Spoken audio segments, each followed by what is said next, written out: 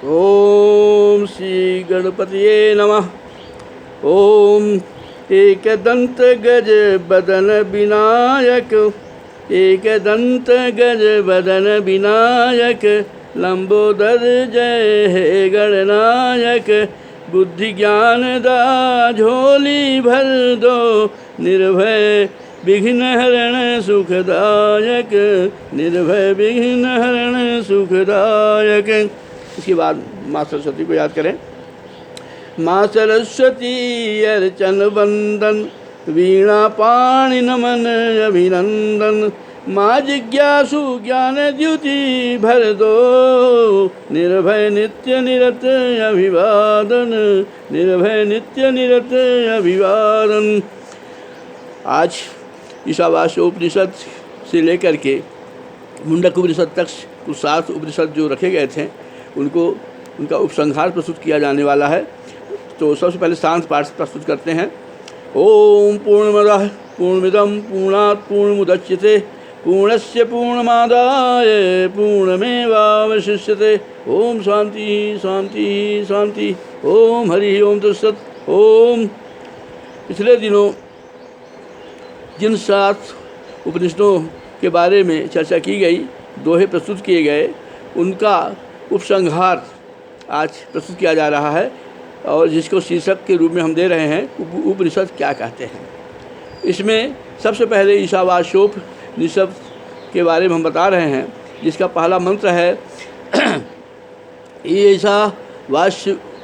ईशावास्यमिदं सर्वं यत्किंचित् जगत्यां जगत्, तेन तत्तेन भुंजीथा मा गृधः कस्य सिद्धिलम्। अर्थात जो परमात्मा है पूरे विश्व ब्रह्मांड में व्याप्त है, कण कण में व्याप्त है, और हमें इस संसार में रहते हुए विरक्ति भाव से रहते हुए परमात्मा को याद करना चाहिए और इस संसार के जो भोग हैं उनसे विरक्ति बनाते हुए परमात्मा को याद करते रहना चाहिए और अपने कर्तव्य भी, सांसारिक कर्तव्य भी पूरा करना चाहिए। यही ईशावास्योपनिषद का सार संक्षेप है। इसके बाद केन उपनिषद में बताया गया है कि मनुष्य को दर्प नहीं करना चाहिए। यदि कोई सफलता मिल जाए तो हमें दर्प नहीं करना चाहिए। जब देवासुर संग्राम में देवताओं को यह मतलब घमंड हो गया कि विजय जो मिली है असुरों पर वो हमको हमारे पुरुषार्थ से मिली है, तब परमात्मा ने उनका दर्प शांत करने के लिए यक्ष के रूप में प्रकट हुआ था और इन सब की परीक्षा लिया था। अग्नि ने कहा कि हम तो पूरा संसार जला सकते हैं, वायु ने कहा हम तो पूरी दुनिया को उड़ा सकते हैं। तो इन्होंने कहा कि एक तृण दिखा कर कहा कि अग्निदेव तुम जला के बताओ, वायुदेव तुम इसको उड़ा के बताओ, लेकिन ये असमर्थ रहे। तब जा कर के पार्वती उमा ने इनको रास्ता बताया कि तुम्हारे दर्प के कारण परमात्मा परम ब्रह्म जो है यह यक्ष के रूप में प्रकट हुआ था और तुम लोग उनके जो विजय के जो असली कारण हैं उनको तुम भूल करके तुम अपने ऊपर उस विजय को ले रहे हो, इसलिए तुम्हारा दर्प शांत करने के लिए, घमंड शांत करने के लिए प्रकट हुए थे। तो कहने का मतलब ये है कि मनुष्य को सफलताओं पर कभी भी अहंकार नहीं करना चाहिए। फिर तीसरा उपनिषद की हमने कठोपनिषद पर चर्चा किए थे। नचिकेता और यमराज के बीच संवाद हुआ था। नचिकेता ब्रह्म ज्ञान चाहता था, अपने पिता के मृत्यु के उसमें जाने के श्राप के कारण यमराज के द्वार पर ये बैठा रहा 3 दिन, और जब तीसरे दिन यमराज ने से भेंट हुई इसकी, इसने कहा कि हमको आप ब्रह्म ज्ञान की शिक्षा दीजिए। तो ब्रह्म ज्ञान की शिक्षा दिया था। तो उसका सार संक्षेप यह है कि बताया था यमराज ने कि न ही प्रवचन न ही बुद्ध से, न ही श्रवण गुरु साध, जिसे स्वयं स्वीकृत करे प्रभु प्रगटे बिनवाद। अर्थात जो परमात्मा है वो प्रवचन से, बुद्ध से, श्रवण से, गुरु की साधना से नहीं, बल्कि वह स्वयं जब स्वीकृत कर लेते हैं तो वह प्रकट हो जाते हैं, अर्थात मिल जाते हैं। और फिर यह भी बताया था कि साधक निश्चय के हृदय प्रभु, तब प्रभु मिलन अवश्य। जब साधक को यह मतलब विश्वास हो जाता है कि परमात्मा हमारे हृदय में ही रहता है, उसी समय भगवान मिल सकते हैं। यदि आप अपने हृदय में विश्वास नहीं करेंगे कि परमात्मा रहता है तो वह चाहे आप जितना भी प्रयास करें नहीं मिलेगा। और यह भी बताया था कि हमारे हृदय में 101 नसें हैं, 101 नसें हैं, 100 नसें पूरे शरीर में फैली हुई हैं, और जो 101वीं सुषुम्ना है वह मस्तक की ओर गई है, और उसी मस्तक मस्तक में जहाँ जो ब्रह्मरंध्र है उसी जगह समाप्त होती है, और वहीं से प्रभु इस शरीर में आता जाता है। प्रश्नोपनिषद चौथा उपनिषद बताया गया था, जिसमें बताया गया था कि वही कठोपनिषद की बात कि 100 नाड़ियाँ हैं जो हृदय में से निकल कर पूरे शरीर में फैलती हैं, और इनमें से सभी से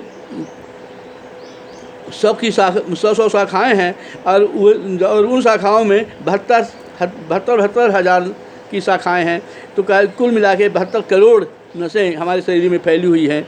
और यह भी बताया था कि 5 प्राण जो हैं, वो जो मुख्य प्राण है वो मुख्य नासिका में रहता है, अपान वायु जो है गुदा और शिश्न के बीच में रहती है, और समान वायु नाभि में रहती है जो सभी नाड़ियों में मतलब पहुंचाती है, और व्यान जो है वो 72 करोड़ नसों में व्याप्त रहती है, और उदान जो वायु है वह हृदय से निकल करके मस्तक की ओर जाती है, जिस तरह से सुषुम्ना जाती है, और यही मुख्य जन्म मृत्यु का और स्वास्थ्य का नियमन करती है।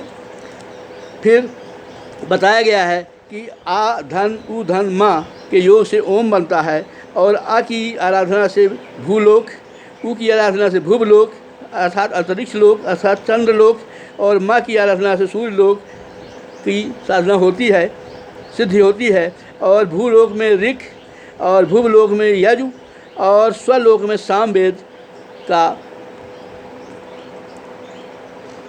कल्याण होता है। फिर छठे प्रश्न में बताया गया कि 16 कलाएँ होती हैं मनुष्य में, और जिस तरह से परमात्मा में 16 कलाएँ होती हैं, क्योंकि हमारे हृदय में रहता है तो उसमें हमारे में भी 16 कलाएँ होती हैं, और इन 16 कलाओं के बारे में भी बताया गया है। ऐतरेय उपनिषद में बताया गया कि परमात्मा जब एकोहम बहुश्याम के संकल्प में सोचा तो 4 लोग पैदा किया। अम्भ जो सत्यादि लोग हैं 5 लोग, मरीच अंतरिक्ष लोग जिसको भूव कहते हैं, मृत्यु लोक जो पृथ्वी लोक है, आपस पातालात जो 7 लोग पाताल के हैं। इस तरह से कुल 14 लोग बनाया था। इसके बाद सृष्टि के आरंभ के इस तरह लोक बनाने के बाद लोकपाल बनाया, फिर हिरण्यगर्भ बनाया ब्रह्मा, और फिर देवताओं को बनाया। देवताओं के बनने से देवता लोग जब पृथ्वी में आए तो भूख से मरने लगे, तो लौटे और प्रभु से मानव के शरीर में बसने के लिए जगह मांग लिया। फिर अन्न का निर्माण किया। अन्न के बाद यह बताया गया कि परम धाम, ब्रह्मांड और हृदय ये 3 जगह हैं परमात्मा के रहने के लिए।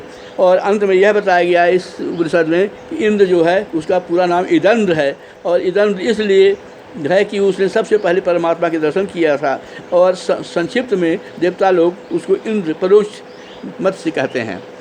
इस तरह से आज यहीं तक, और अगले दिन बाकी उपसंहार प्रस्तुत किया जाएगा। धन्यवाद। शांति पाठ।